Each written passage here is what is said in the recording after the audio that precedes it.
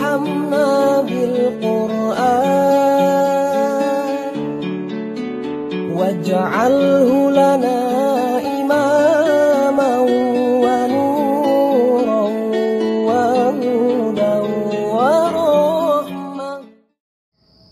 حمدا وشكرا لله على كل نعم الذي أنزل علينا وهدينا إلى الإسلام وهدينا إلى صراطه المستقيم. أشهد أن لا إله إلا الله وأشهد أن محمد رسول الله. أما بعد. Ikhwati iman rahimakumullah, para sahabat, para pecinta ilmu yang dimuliakan oleh Allah Subhanahu wa taala. Syukur kita kehadirat Allah atas segala nikmat yang telah diberikan kepada kita semua, sehingga dengan nikmat itu kita bisa melaksanakan segala aktivitas dan taklif yang disyariatkan oleh Allah Subhanahu wa taala. Ikhwati iman, para sahabat pecinta ilmu yang dimuliakan oleh Allah Subhanahu wa taala, di kesempatan kali ini kita akan kembali melanjutkan kajian tafsir surah Al-Fatihah ayat yang ketiga, yaitu kalimat Ar-Rahman dan Ar-Rahim. Ar-Rahman Ar-Rahim artinya Maha Pengasih lagi Maha Penyayang. Dalam tafsir Ibnu Katsir dikatakan Ar-Rahman dan Ar-Rahim ini adalah ismani mustaqani minar rahmah ala wajhil mubalaghah, yaitu dua kalimat isim yang dibentuk dari kata rahmat dengan yang bersifat mubalaghah. Artinya berarti berdasarkan penafsiran ini bahwa Rahman dan Rahim itu adalah rahmat Allah. Rahmat Allah yang bersifat Rahman, rahmat Allah yang bersifat Rahim. Lebih lanjut dalam tafsir Ibnu Katsir tadi dikatakan bahwa Ar-Rahman itu li jami'il khalqi, sedangkan Rahim bil mu'minin.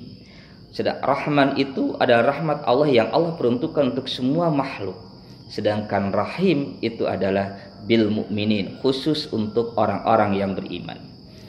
Yang disebut dengan Rahman li jami'il makhluk, untuk semua makhluk, karena Allah itu yang menciptakan seluruh makhluk hidup yang ada, baik itu hewan, tumbuhan, termasuk juga di dalamnya manusia kita semua.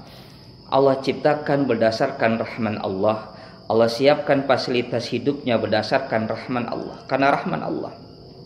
Burung bisa terbang itu juga karena rahman Allah. Dalam surah Al-Mulk dikatakan awalam yaru ila tayri fawqahum sawfati wa yakbitna ma yumsikuhunna ila rahman. Kata Allah, apakah mereka tidak memperhatikan burung yang mengatupkan dan mengembangkan sayapnya di atas kepala mereka, ma yumsikuhunna ila rahman, dan tidak ada yang bisa menahannya di udara kecuali Allah Ar-Rahman. Dengan sifat rahmannya Allah, Allah ciptakan burung dengan dua sayapnya, Allah tahan mereka di udara-udaranya, Allah kemudian kembangkan sayap-sayap itu agar mereka bisa terbang ke sana dan kemari. Itu karena Allah bersifat Rahman dan memberikan rahmannya kepada burung tadi. Dan contoh-contoh yang lainnya lebih banyak lagi. Dan masuk kita di dalam sebagai manusia, Allah yang menciptakan. Dengan rahman Allah, Allah menciptakan kita. Dengan rahman Allah, Allah mengajarkan kita tentang ilmu. Dengan rahman Allah, Allah juga memberikan hidayah kepada kita. Lihat dalam surat Ar-Rahman, Ar-Rahman allamal Qur'an khalaqal insan allamahul bayan. Kata Allah, Allah lah Ar-Rahman, yang telah mengajarkan manusia itu Al-Quran, yang telah menciptakan manusia itu dengan rahmannya, dan telah mengajarkan segala macam ilmu yang bisa berisi penjelasan-penjelasan bagi manusia, itu juga dengan rahmannya. Artinya dengan rahman Allah, Allah ciptakan manusia dengan struktur tubuh yang begitu sempurna. Dengan rahman Allah, Allah ajarkan ilmu kepada manusia sehingga manusia itu bisa cerdas dan memiliki sifat dinamis dalam kehidupannya. Dan dengan rahman Allah, Allah juga ajarkan Al-Quran, artinya untuk mencari hidayah sehingga manusia itu bisa selamat dalam kehidupan dunia dan akhiratnya. Hal ini senada dengan apa yang dikatakan oleh Isa alaihi salam yang dikutip dalam tafsir Ibnu Katsir, bahwasannya rahman itu adalah untuk dunia wal akhirah. Rahmat Allah yang Allah siapkan bukan hanya untuk di dunia, tetapi juga untuk akhirat. Dunia penciptaan dan ilmu yang Allah berikan, sementara akhirat dengan rahman Allah, Allah berikan hidayah, petunjuk sehingga manusia tidak tersesat di jalannya. Kemudian rahmat Allah yang bersifat rahim. Rahim secara bahasa artinya penyayang. Allah Subhanahu wa taala tidak menginginkan setiap hamba-hambanya, terutama dari kalangan kaum muslimin, dari kalangan orang-orang yang beriman kepada Allah, itu masuk ke dalam neraka, tidak menginginkan hal itu. Bahkan menginginkan seluruhnya hamba-hamba Allah itu masuk ke dalam surganya. Karena itu Allah yang Maha Rahim telah menyiapkan berbagai macam fasilitas agar manusia itu bisa mencapai ke sana. Dengan rahimnya Allah, pertama Allah siapkan ampunan. Sehingga di dalam beberapa ayat dikatakan bahwasannya selalu kata-kata ampunan itu disandingkan dengan rahim. Misalnya Ghafurur Rahim, Allah Maha Pengampun lagi Maha Penyayang. Disebut dengan Maha Pengampun karena ketika Allah memaafkan, mengampuni dosa seorang hamba, itu berbeda dengan seorang manusia memaafkan kesalahan manusia yang lainnya. Terkadang kalau seseorang memaafkan kesalahan orang lain, dia masih teringat kesalahannya, walaupun hatinya sudah memaafkan, tetapi tidak lupa atas perbuatan jeleknya. Kenapa? Karena manusia tidak memiliki rahim. Sementara Allah ketika mengampuni dosa dan kesalahan hambanya, maka Allah anggap zero, Allah anggap nol setiap kesalahan yang pernah dilakukannya. Seperti Umar bin Khattab radhiyallahu anhu sebelum masuk ke dalam agama Islam adalah orang yang paling berdosa, orang yang paling durhaka dengan perbuatan-perbuatannya. Bahkan dia pernah membunuh anak kandungnya sendiri.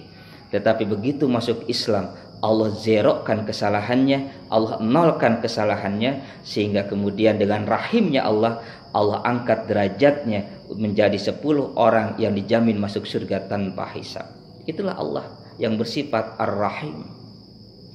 Nah, untuk menggapai ampunan tadi, yang kedua, Allah juga memberikan fasilitas perangkat-perangkat ibadah agar setiap kesalahan manusia itu selalu akan bisa diampuni oleh Allah, dihapus oleh Allah. Salah satunya adalah perangkat sholat. Sholat 5 waktu merupakan perangkat ampunan Allah yang bersifat harian. Karena kata Rasulullah SAW, orang yang melaksanakan sholat 5 waktu seperti orang yang mandi di sungai 5 kali sehari, sehingga tidak ada daki di dalam dirinya, tidak ada kotoran dalam dirinya. Orang kalau sholat 5 kali sehari itu akan diampuni oleh Allah seluruh dosanya, sehingga tidak ada dosa sedikit pun. Kita melaksanakan sholat zuhur, ini diampuni oleh Allah dosa kita yang pernah kita lakukan dari subuh, antara subuh dengan sampai dengan zuhur. Kita melakukan sholat asar, Allah ampuni dosa kita antara sholat asar sampai dengan zuhur. Kalau kita sholat maghrib, Allah ampuni dosa kita antara asar sampai dengan maghrib. Kita sholat isya, Allah akan ampuni dosa kita antara maghrib sampai isya. Dan kalau kita melaksanakan sholat subuh, Allah ampuni dari isya sampai dengan subuh dari dosa yang pernah kita lakukan. Artinya kalau seseorang melakukan sholat 5 waktu dalam kehidupan kesehariannya, maka dia akan bersih dari segala dosa yang ia lakukan. Ini karena apa? Rahimnya Allah. Dan bukan hanya itu, Allah juga dengan rahimnya menyiapkan berbagai macam perangkat pahala yang luar biasa besarnya. Amal ibadah yang kita kerjakan sedikit tapi ganjarannya begitu luas. Salah satu contohnya adalah tilawah Al-Quran. 1 huruf Allah ganjal dengan 10 kali lipat kata Rasulullah. Kalau 3 huruf 30 kali lipat. Bayangkan kalau dalam 1 hari kita membaca 1 juz atau 1 halaman dari ayat-ayat Quran, kita bisa dapatkan ribuan pahala. Amalnya sedikit tapi pahalanya berlipat-lipat. Karena apa? Itulah yang disebut dengan rahimnya Allah. Allah menginginkan hambanya masuk ke dalam surga. Karena itu di dalam ayat yang Allah mengatakan wa kana bil mu'minina rahiman, dan terhadap orang-orang yang mukmin Allah memberikan Maha Penyayangnya. Artinya Allah begitu sayang terhadap orang-orang yang beriman, berharap orang-orang yang beriman itu akan bisa masuk ke dalam surganya Allah, maka Allah siapkan perangkat-perangkat yang tadi. Ikhwati iman, para sahabat, para pecinta ilmu yang dimuliakan oleh Allah Subhanahu wa taala. Maka dengan sedikit kita memahami kandungan makna yang terdapat dalam Rahman dan Rahim, maka kita akan semakin bisa untuk mengerti kita ini bisa hidup, bisa bernapas, bisa mencari rezeki, bisa mendapatkan ilmu, semua itu karena rahmannya Allah. Juga kita masih bisa melaksanakan salat, masih bisa melaksanakan puasa di bulan Ramadan, masih bisa membaca tilawah-tilawah Al-Quran, itu juga karena rahman-Nya Allah yang memberikan hidayah kepada kita. Karenanya jangan pernah kufur dengan rahman Allah ini.